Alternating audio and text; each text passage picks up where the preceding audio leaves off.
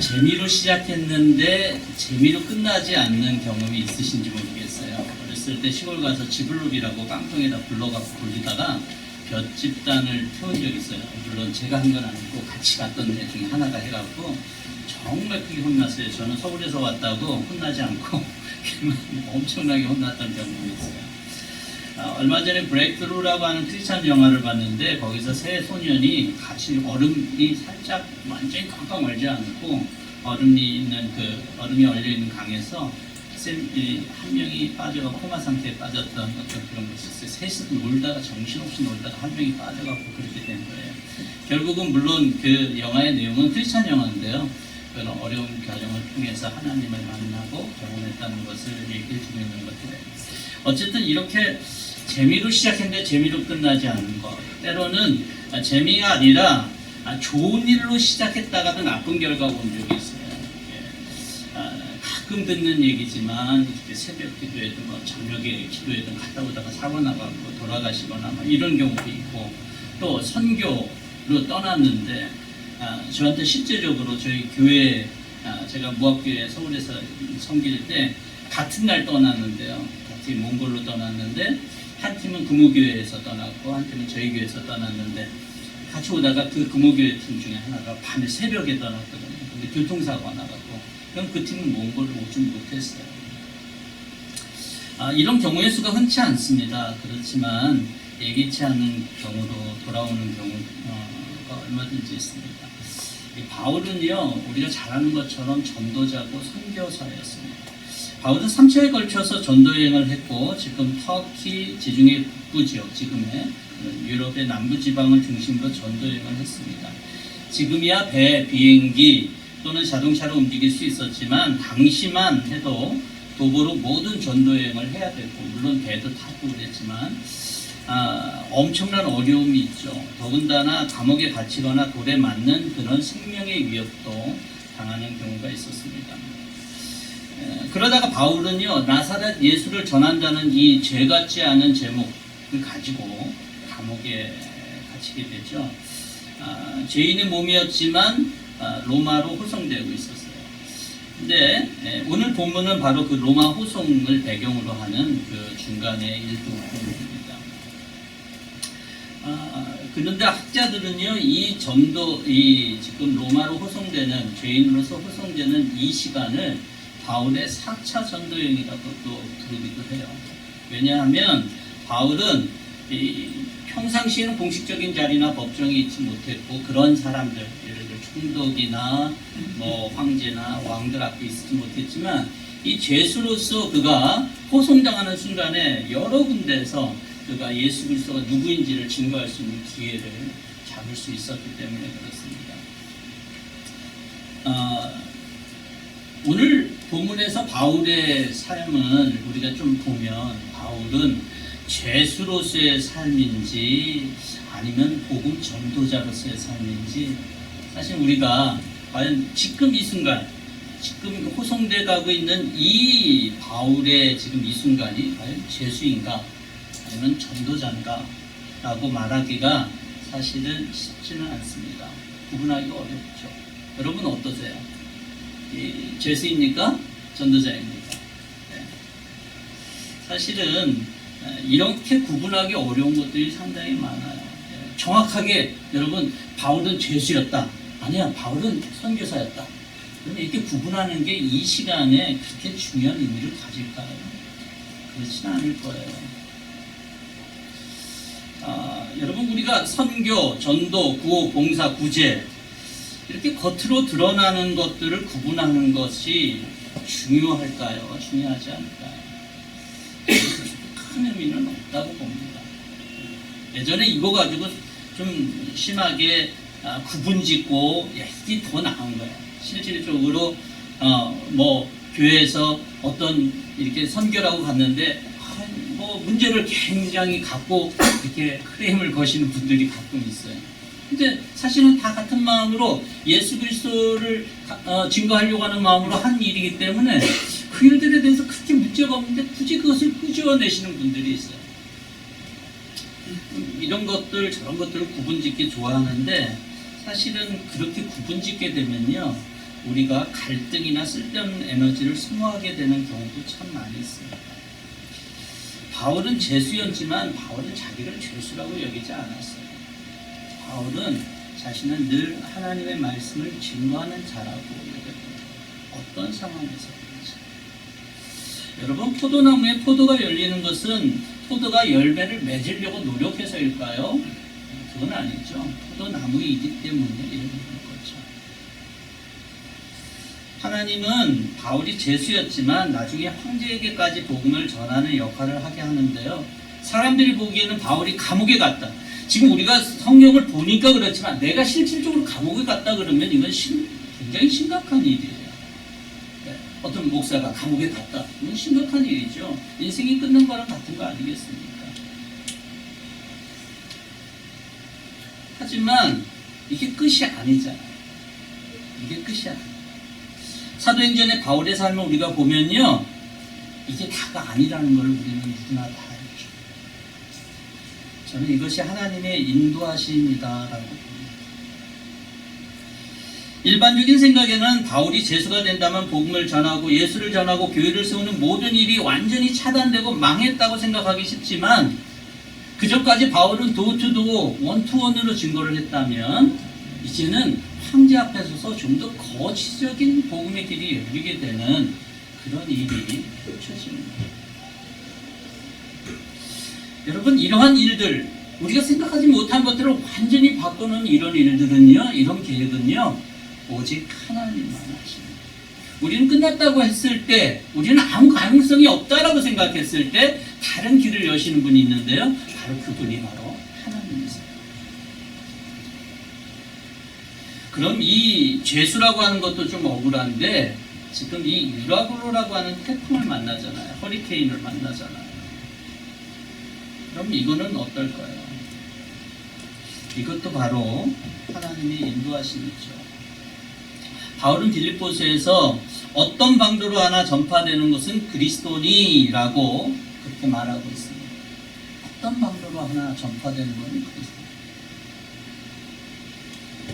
죄수의 몸, 우리가 생각할 때는 가능성이 없는 그런 타이틀인데 그것을 사용하시는 것이 바로 하나님의 계획이다라고 하는 것을 우리는 이 본문에서도 사도행전에서 잘 알 수가 있어요. 이 말은 우리가 생각할 수 없는 방향이나 상황이 하나님의 인도하심이기도 하다는 것을 우리는 인정해야 된다는 거예요. 하나님은 하나님의 역사의 방법을 인간이 제한하거나 완전히 이해할 수 있다라고 하는 것을 거부하시는 것입니다. 여러분들은 하나님을 제한하지 않으시길 바랍니다. 나는 하나님을 완전히 이해할 수 있다라고 여러분 생각하지 마시길 바랍니다. 때로는 우리가 이해되지 않는 방법이라고 할지라도 하나님은 역사할 수 있는 분이다라고 하는 것입니다. 우리는 하나님의 인도하심을 자꾸 어떤 결론, 눈에 보이는 결과를 가지고 판단하는 경향이 있습니다. 그래서 이런 경우는 하나님의 인도하심이야, 저런 경우는 하나님의 인도하심이야 라고 생각합니다. 그래서 대부분의 이 간증이나 이런 어떤 설교일 수도 있고 설교의 간증일 수 있는데 대부분은 다 해피엔딩으로 또는 무슨 축복이나 이런 거를 끝났을 때 우리는 그걸 인도하심이다 라고 얘기를 하는 경우가 많이 있어요. 모두에게 향한 하나님의 인도하심이 그럴까요? 아니다라고 하는 거예요. 오늘 본문에서도 바로 그런 것들을 보여주고 있는 거예요. 하나님의 백성을 향한 하나님의 인도하심은요, 얼마든지 다 다를 수 있습니다. 해피엔딩으로 끝날 수도 있죠. 그렇지만 내가 생각할 수도 없는 그런 결과로도 나타날 수 있다라고 하는 것입니다. 우리의 판단이나 눈에 안 좋게 보이는 그런 가능성이 없어 보여도 때로는 유라굴로와 같은 상황에서도 하나님은 우리를 인도하신다. 그런 상황으로 우리를 인도하신다. 여러분, 근데 이게 듣기에 편한 말은 아닙니다. 그렇죠? 우리를 죄수의 몸으로 인도하신다. 우리를 유라굴로와 같은 상황으로 인도하신다. 여러분, 그게 편하겠습니까? 누가 그것을 감당하기 쉽다고 말하겠어요? 그런 것은 아니에요.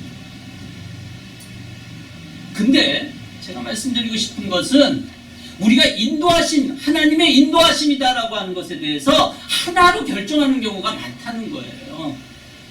그래서 이렇게 하나로 결정하게 되면 어떤 문제가 발생되냐면 내 삶은 하나님의 인도하심과 별로 상관이 없는 것처럼 생각된다. 왜? 바울이야 전도자니까. 그럼 바울은 이 시간에 전도자입니까? 간수예요. 그의 타이틀은 간수예요. 모든 사람들이 바울 선생님 이랬을까요? 아니, 간수, 뭐 지금과 같이 죄수 누구 이렇게 했겠죠. 몇 번 이렇게 얘기했겠죠.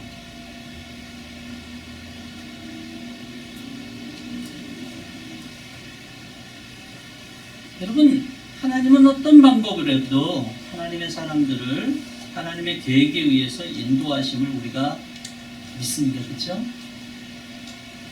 근데 왜 믿을까요? 왜 하나님 우리를 인도하실까요? 왜 하나님은 바울을 인도했을까요? 바울이 특별해서요? 네,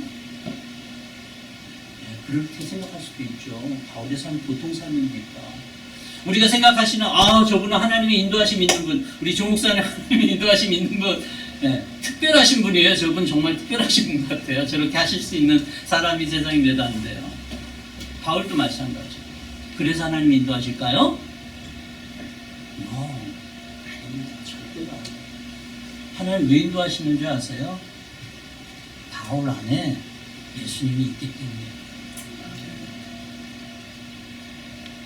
내가 아무리 평범하고 내가 아무리 상황이나 타이틀이 아무것도 아닌 거예요. 나는 주부이고 나는 뭐 평범한 사람이고 그래도 하나님이 나를 인도하시는 단 한 가지 이유가 있다면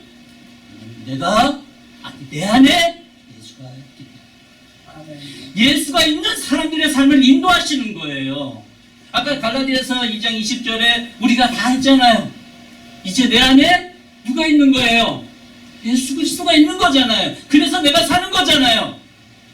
예수 그리스도가 있어서 삶의 목적이 있는 사람들을 하나님은 인도하시는 거예요. 됐지? 그 사람의 타이틀이나 그 사람이 갖고 있는 재능이나 그런 것과 상관이 없어요. 많은 사람들이요, 많은 좋은 일을 많이 하신 분들만 자꾸 하나님의 인도하심, 저분 특별하신 사람이구나, 하나님 인도하심. 그렇다면 하나님은 그들만의 하나님이 되셔야 돼요. 이 말은 무슨 얘기냐면 나의 하나님은 될 수 없다는 얘기예요. 이건 굉장히 심각한 문제가 신학적으로 발생됩니다. 여러분, 하나님 왜 나 같은 평범한 사람을 인도하신다고요? 내 안에 예수 그리스도가 있기 때문에. 그럼 어떤 사람이 인도하셔요? 예수 그리스도가 있는 사람의 삶은 인도를 받는 거예요. 근데 인도함 받는데 어떤 상황 가운데서도 있을 수 있다고요? 죄수가 될 수도 있고 유라굴로와 같은 상황을 만날 수 있는 거예요. 여러분, 삶이 우리가 다 좋으면 뭐 해피하고 모든 게 풍족하고 그러면 하나님 감사합니다, 하나님 은혜 감사합니다 그러기가 쉬워요. 근데 삶에 굴곡이 있거나 좌절된 삶이 있거나 어려움이 발생되면 과연 하나님 나를 인도하시는가? 이런 질문을 누구나 다 하게 됩니다. 누구나 다. 하지만 그가 재수든 아니면 오늘날로 뭐 세일즈맨이든 가정주부든 사람들이 그렇게 선망의 대상으로 바라보지 않는 사람의 삶이라고 할지라도 그 사람의 삶 가운데 예수 그리스도가 그 사람 가운데 있다라면 하나님은 그 사람의 삶을 인도하십니다. 제가 다르게 질문을 해볼게요. 여러분들 안에 예수 그리스도가 있습니까? 아멘. 여러분들의 삶에 예수 그리스도가 있습니까? 아멘. 그렇다면 여러분들의 삶은 하나님의 인도하신 가운데 있습니다. 아멘. 아무리 다른 사람이 내가 뭐 대단한 사람이라고 인정해줘도 내 안에 예수 그리스도가 없다라면 내 삶을 인도하지 않아요. 내가 똑똑해서 하나님이 인도하시는 게 아니에요. 내 속에 나는 예수 그리스도가 있기 때문에 나는 부족하고 나는 죄인이고 나는 아무것도 아니어도 하나님은 내 삶을 인도하신다.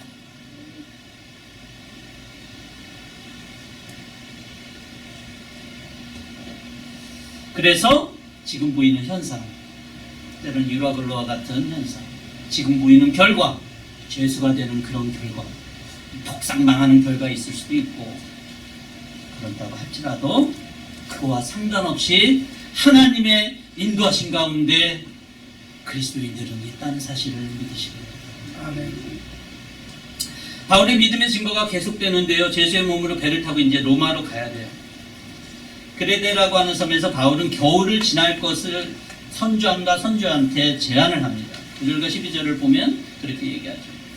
여러분이 내가 보니 이번 행선이 하물과 배뿐만 아니라 우리 생명에도 타격과 많은 손해가 있으리라. 네. 백부장이 선장과 선주의 말을 바울의 말보다 더 믿더라.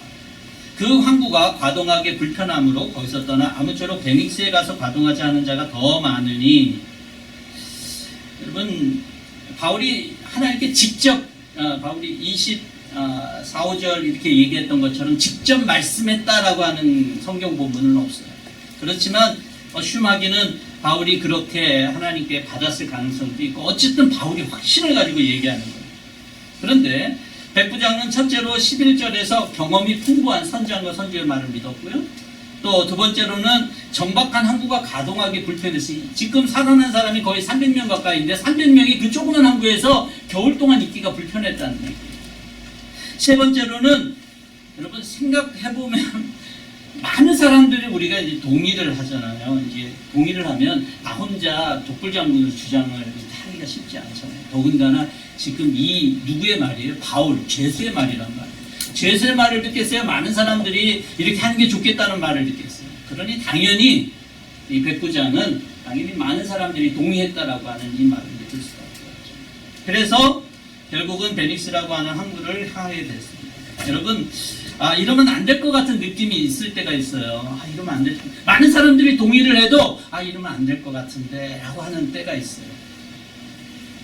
아마 바울은 그런 생각을 그 당시에 지금 순간에 하고 있을 거라고요. 이러면 안 되는데, 배도 잃고 뭐 어떤 일이 있을 텐데 라고 바울은 분명히 생각하고 있을 거예요. 배에서 비록 제수의 몸이었지만 영적 지도자였던 바울의 말은 저들이 반드시 들어야 했던 말이었는데, 결국 바울의 말처럼 위험에 처하게 돼요. 자, 바울이 지금 이 여행에 뭔가 자기가 이 9절부터 이렇게 보면은 바울이 선장한테 얘기한, 선주와 선장 백부장한테 얘기했던 것 중에서 뭐냐면, 이 위험 정말 위험하다. 생명까지도 위험할 수 있다. 근데 이 생명까지도 위험한 여행에 저 사람들만 포함됩니까? 아니면 바울 자신까지 포함됩니까? 바울 자신까지예요. 바울도 배가 가라앉으면 자기도 죽는 거예요. 근데 저 사람들은 확신이 없어요. 근데 바울 자신은 확신이 있어요, 지금. 그러면 여러분 누가 더 두렵겠습니까? 확신 있는 사람이 두렵습니까? 확신 없는 사람이 두렵습니까? 당연히 물에 빠질 거라는 걸 아는 사람이 두렵죠. 여러분, 저 사람들은 지금 떠날 때 아무런 생각이 없어요. 좋을 거라고 생각했어요. 3일 동안 바람이 잘 부니까 우리 말이 맞지, 이렇게 생각했어요. 근데 바울은요, 순풍이 지금 불어도 바울은 불안한 거예요. 당연히 불안할 수밖에 없죠. 분명히 배가 침몰할 걸 알고 있는 바울입니다. 여러분, 때론 믿음의 길을 가지만 내가 아닌 다른 이유 또는 사람으로 인해서 믿음의 위기에 봉착하게 되는 경우는 얼마든지 있습니다. 오히려 하나님을 위해서 열심히 살고 믿음의 삶을 위해서 뭔가 열심히 계획하려고 그럴 때 내 리즌이 아니에요. 내가 갖고 있는 것 때문에가 아니라 다른 이유 때문에 얼마든지 위기가 발생할 수 있어요. 삶의 위기가, 이게 사람이 죽는 게 보통 위기입니까? 생명이 왔다 갔다 하는 건 보통 위기가 아닙니다. 믿음으로 시작했지만 어떤 벽에 부딪히는 경우가 오늘 본문에서처럼 우리 믿음을 위협하는 경우가 얼마든지 우리 믿음의 삶에 일어날 수 있다는 사실을 여러분 믿어서 합니다. 근데 바울이 이 죽음을 직감하는 상황에서 그럼 바울은 뭘 하고 있을까요? 바울은 이 죽음을 직감하고 있어요. 지금 바울은. 여러분들은 지금 이렇게 쭉 읽었지만 제가 오늘 본문을 길게 잡은 이유는 이 상황이 뭔지 이해하기 위해서 본문을 길게 잡았어요. 근데 바울은 지금 자기의 죽음을 직감하고 있고 이 여행이 결코 안전한 여행이 아니라는 걸 알고 있었어요. 이번에 선교에 갔을 때 매일마다 오는 이메일이, 어저께도 조 목사님이랑 나왔지만 그게 좀 어색했어요. 예전에 선교를 떠나면 저도 선교팀을 데리고 한 수십 번은 갔던 것 같아요. 왔다 갔다 하고 그랬던 것 같은데. 근데 가면요, 돌아와야지만 알아요. 근데 조 목사님 그날 가자마자 그날 밤부터 이메일을 보내주시더라고요. 그게 저는 이게 적응이 맨 처음엔 안 됐어요. 근데 그걸 왜 그럴까요? 얼마만큼 안전하고 지금 지금 고활동이나 이런 것들이 얼마만큼 안전한 것을 모든 부모들에게 알리기 위함이에요. 얼마나 안전하고 그렇게 잘 지내고 있다는 걸 저희가 잘 알게 됐죠. 근데 이 바울은요, 지금 바울의 여행은 안전한 게 아니에요. 그럼 바울이 뭘 하고 있는지 성경을 제가 여러 번 읽어도 지금 풍랑이 일고 이럴 때에 바울이 뭘 하고 있다는 것에 대해서는 얘기하고 있지 않아요.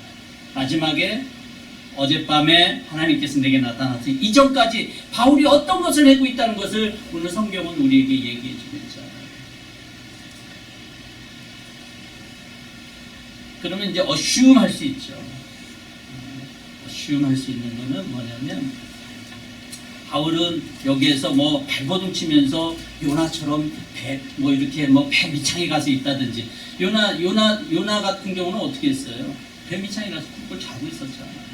그럼 어떤 액션에 대한 게 만약에 뭔가 있었다라면 성경은 그걸 기록해야 되는데 성경은 그걸 담담하게 한 말씀도 하고 있죠. 그러니까 우리는 그냥 assume할 수밖에 없어요. 무엇을 했을까? 22절과 23절에 이렇게 얘기합니다. 내가 너희에게 권하노니 이제는 안심하라. 너희 중 아무도 생명에나 아무런 손상이 없겠고 오직 백분이니라. 내가 속한 바 곧 내가 섬기는 하나님의 사자가 어젯밤에 내 곁에 서서 말하되, 이렇게 얘기를 하고 있어요. 하나님께서 언제 말씀하셨을까요? 여러분, 바울이 가만히 이렇게 있을 때, 저는요, 이 바울의 모든 삶의 내용, 사람은 일관성이 있습니다. 이런 걸 안 했던 사람은요, 어떤 위기 순간에도 안 하고요, 이런 걸 했던 사람은 위기 순간에도 하고, 이 위기 순간에 어떤 일을 하면 저 위기 순간에도 똑같은 일을 하는 일관성을 가져요. 근데 사도행전 16장에 보면요, 바울이 복음을 전하다가 귀신 들려서 점치는 여자를 만났는데, 그 사람이 귀신을 쫓아내버려줬어요. 그러니 점을 할 수 있겠습니까? 없겠습니까? 점을 할 수가 없어요. 그러니까 그 점치는 그 여자의 그 주인, 귀신 들린 그 여자의 주인이 이 바울을 고소하게 됐어요.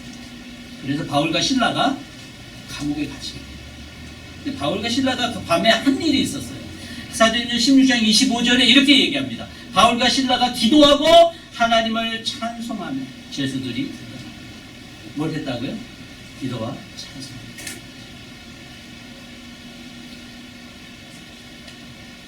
하나님이 22절과 23절에 했던 얘기를 바울이 언제 들었을까요? 바울이 기도하고 찬송하고 들었겠죠. 그것이 제가 흉하는 거예요.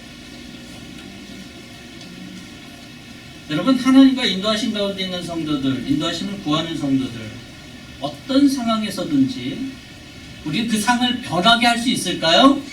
그 말 쉽게 하면 안 됩니다. 그 상황이 변하지 않는 경우도 얼마든지 있기 때문에. 상황은 우리가 변하게 하고 안 하고 있지 않아요. 그렇지만 어떤 상황 가운데서도 평안과 기쁨을 얻을 수 있는 길이 그리스도인들에게 있습니다. 아멘. 유라굴라에서 우리는 이 영화, 우리는 하도 요즘에는 영화를요, 아주 엄청난 영화들을 많이 보기 때문에 이 유라굴로에서 배가 막 뒤집히고 뭐 이러는 것들을 봐도 별 위기감을 못 느낍니다. 근데 이건 엄청난 위기예요.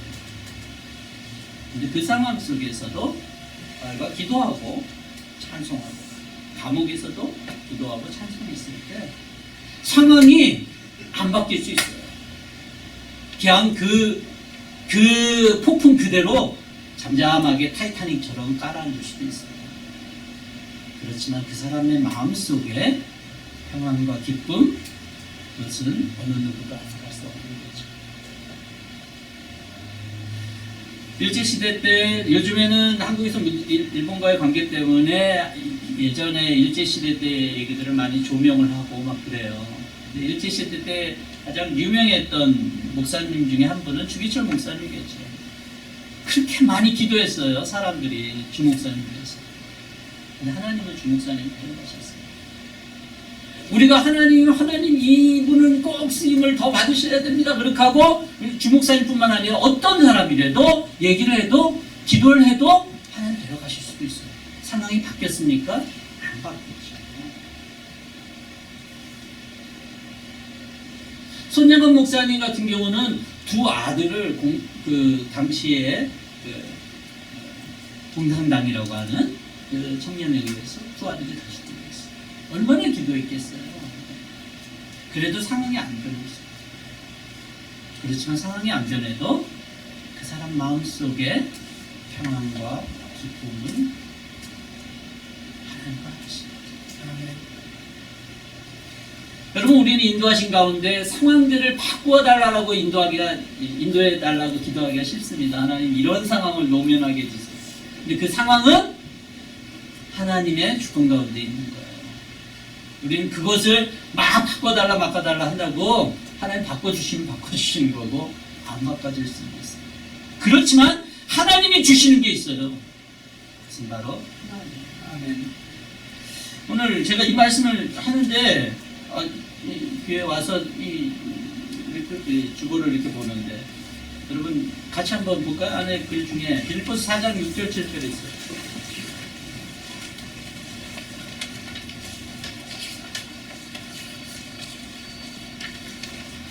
같이 읽겠습니다. 아무것도 염려하지 말고 오직 모든 일에 기도와 간구로 너희 구할 것을 감사함으로 하나님께 아뢰라.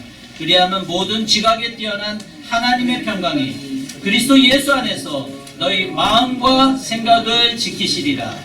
아멘. 상황은 바뀌지 않을 수 있어요. 바뀔 수 있고 안 바뀔 수 있어요.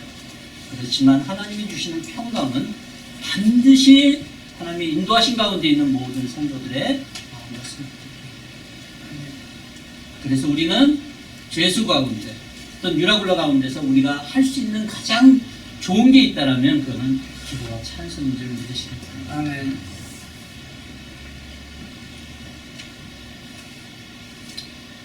유라굴라라고 한 큰 허리케인 속에서 자신할 수 있는 사람은 아무도 없어요. 그런데 이 모든 상황을 좌지우지할 수 있는 분 계신데요. 그들이 바로 우리 하나님이십니다. 하나님을 믿는 모든 사람들에게 인생의 위기가 닥칠 때도 마찬가지입니다. 하나님께서 친히 하나님의 계획을 이루어 가시는 분이심을 믿어야 될 것입니다. 왜냐하면 아까도 말씀드렸던 것처럼 하나님 안에, 우리 안에 누가 있기 때문에 예수 그리스도가 있기 때문에. 설사 그 가운데 큰 희생이 있을 수 있어요. 일이 잘못될 수도 있어요. 그렇지만 하나님의 계획은 절대로 실수하는 겁니다. 아까 제가 그 크리스찬 영화 브레이크스루 얘기를 했지만 그 브레이크스루를 통해서 그 가정이요, 그 아이가요, 하나님께 돌아오는 그런 과정을 보여주고 있어요. 그건 해피한 경우죠. 왜냐하면 코마 상태에서 의사들은 다 죽었다고 생각했어요. 장기들이 이제 다 손상됐고 더 이상 이렇게 가능성이 없다라고 했는데 기적과 같이 아이가 살아났고 아이가 나중에 농구를 하는 애였는데 농구를 다시 하게 되고 그랬어요. 실제 실화라 그러니까 이거는 얼마나 해피엔딩하고 좋습니까? 근데 제가 아까 말씀드렸던 금호 중앙교회 아이를 데리고 갔잖아요. 아이 둘이가 죽었어요. 가는 도중에 공항에 가는 도중에 사고에 역주행하는 차 부딪혀갖고 2명이 창밖으로 그냥 나갔어요. 그런 일이 발생됐어요. 성교로 가는 당일날. 나중에 어떻게 됐을까요? 이 부모 중에 한 분이 장로님이셨는데 이 아이의 선교 재단 같은 걸 만들었어요. 그러니까 그 아이의 장례식에 얼마나 많은 사람이 왔겠어요. 그 교회는 좀 큰 교회고 그 교회 장로님이시고 아마 저희 그 당시에 한 교인들도 한 1,500명 정도 이상 됐던 큰 교회였던 것 같아요. 근데 어쨌든 사람들이 엄청나게 많이 왔는데 그 장례식장에서 그분이 그 모든 우리 부조금이나 이런 거 하잖아요. 그걸 다 해갖고 몽골 선교를 위한 그런 재단 같은 거.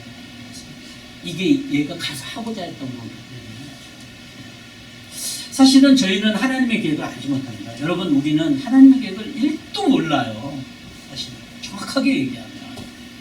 그렇지만요, 하나님은 우리가 갖고 있는 생각 이상의 것들을 하고 계시고 하나님의 계획에 따라서 우리를 인도하시면서 하나님의 계획을 이루어가시는 분이신 줄 믿으십니다. 우리의 결과대로, 우리 기대대로 되지 않는다고 할지라도 하나님께서는 하나님의 방법대로 하셔요. 아멘. 하나님의 계획은 절대로 실수가 없어요.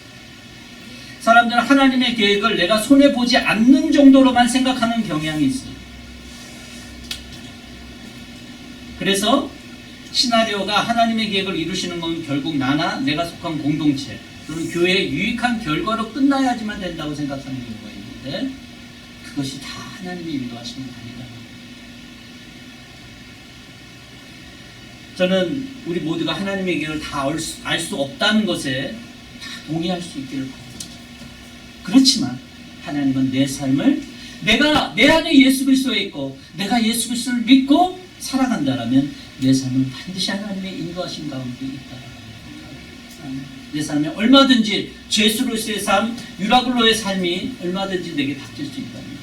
그렇지만 그것을 이길 수 있는 그러한 평안과 그러한 용기를 기도와 찬송 가운데 줄 수 있는 분이라는 것을 저와 여러분들이 고백하고 믿을 수 있게 됩니다. 결국 이 바울 한 사람 때문에요, 이 모든 사람들이 나중에 살게 됩니다. 오늘 읽지는 않았지만 이 사람들이 거의 300명 정도 되는 사람들이 살게 돼요. 누구 때문에 살았을까요? 결과는 바울 때문에 산 거예요. 예전에 저희 부흥에 오신 목사님이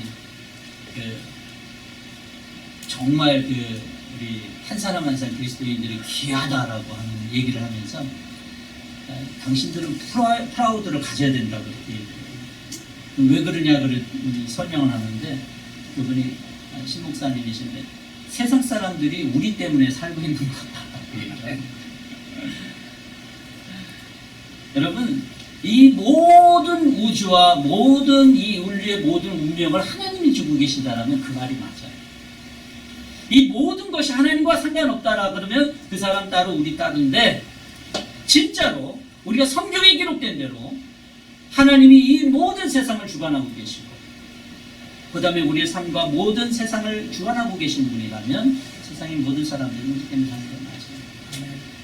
여기 그리스도인들이 다 없어져 버린다면 더 이상 세상은 남아있을 이유가 없겠죠.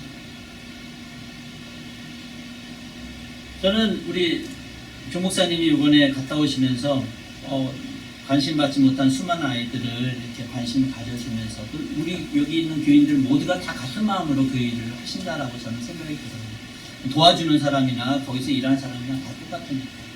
그러니까 우리 때문에 전혀 관심 받지 못했던 그 고아들이나 아이들이 사실은 관심도 받고 도움도 받는 거예요. 살 수 있는 거예요. 그렇죠? 그 배에 탔던 많은 사람들은, 하나님에 대해 몰랐던 많은 사람들은 하나님 알았던 그 바울 한 사람 때문에 살 수 있는 것처럼 저와 여러분들이 정말 어떻게 보면 대단한 사람이 있었어요. 이 세상에서. 하나님 아직도 구원의 역사가 남아있기 때문에 저와 여러분들을 남겨두고 계시는 것입니다. 그리고 저와 여러분들을 오늘 또 인도하시는 하나님이시는 저와 여러분 믿을 수 있게 바랍니다. 여러분들이 뭐 대단한 인생이 아닐 수 있어요. 그렇지만 내 인생이 예수 그리스도 안에 있다라면, 예수 그리스도가 내 안에 있다라면 대단하지 않는, 사람들에게 그렇게 대단하게 보이지 않는 인생이라도 하나님의 인도하신 가운데 있고, 오늘 또 내 삶을 통해서 하나님은 구원 계획을, 하나님 나라의 계획을 이루어 가시고 있다는 사실을 저와 여러분들이 믿음으로 고백할 수 있기를 주의 이름으로 축복하겠습니다. 아멘. 하나님 별거 아닌 인생이지만 하나님 그 인생을 인도하시는 분이 계시는 줄 믿습니다. 아멘. 하나님 내 속에 내가 대단해서가 아니라 내 속에 예수 그리스도가 있고 예수 그리스도를 믿는 믿음의 삶을 인도하시는 하나님의 손길이 있기 때문에 오늘도 내 삶은 사람들에 의해서 측량되는 것이 아니라 하나님에 의해서 하나님 내 삶이 인도함 받고 있다는 사실을 깨닫게 하시고, 그렇다면 나는 하나님 어떻게 살까를 생각하게 하시고, 때로는 우리 가운데 삶에 다단하게 나타나는 삶의 결과에 대해서 우리가 하나님 좌절하거나 낙심하거나 또는 너무 들떠있거나 너무 자만하지 않게 하시고, 하나님 묵묵하게 주님의 사명을 감당할 수 있는 우리 모두가 되게 하여 주시옵소서. 하나님, 어떤 어려운 상황이 있는 성도들이나 또는 절망 가운데 있는 사람들이 있다라면, 하나님의 인도하심을 의심하는 사람들이 있다라면 기도하게 하시고 찬송하게 하시고 하나님께서 그들에게 말씀하시고 확신해 주시는 그런 은혜가 있도록 도와주시옵소서. 그래서 우리의 삶은 부족하고 연약하지만, 우리는 비록 대단한 것들을 할 수 없는 삶일지도 모르겠지만, 우리를 사용하셔서 들어서 인도하시는 하나님을 통해서 이 땅에 구원을 이루어 가시고 하나님의 나라의 역사를 이루어 가시는 하나님을 바라볼 수 있는 믿음의 눈이 뜨이게 하시고, 또 그것에 순종하며 나갈 수 있는 주의 백성들의 삶이 되게 하여 주시옵소서.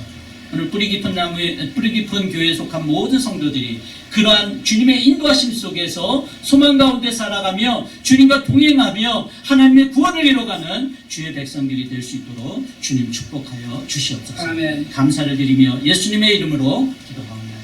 아멘.